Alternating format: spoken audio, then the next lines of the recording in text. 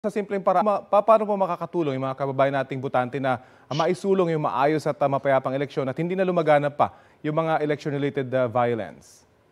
Siguro po pagdating sa election-related violence, information is very important.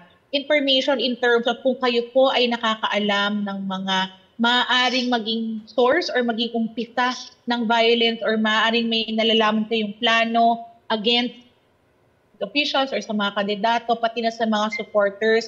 Maganda po na i-monitor at i-report po natin ito sa mga local na COMELEC officials po natin.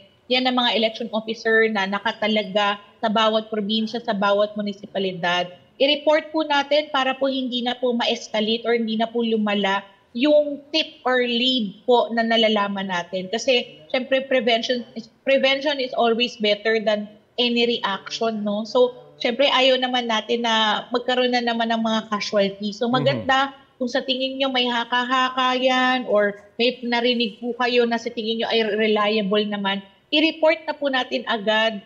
Pwede naman po tayo mag-request ng protection in terms of our personal security. So maganda po na ma-report at maibigay ang information na relevant doon. At siguro iwasan yung awayan sa social media na pinagmumulan din na mas malaking away. Opo, tama. Maraming salamat po sa oras na ibinahagi niyo sa Balitang Hali. Yes, maraming salamat din po, Sir Rafi. Hello po sa lahat. Attorney Helen Graido ng Lente.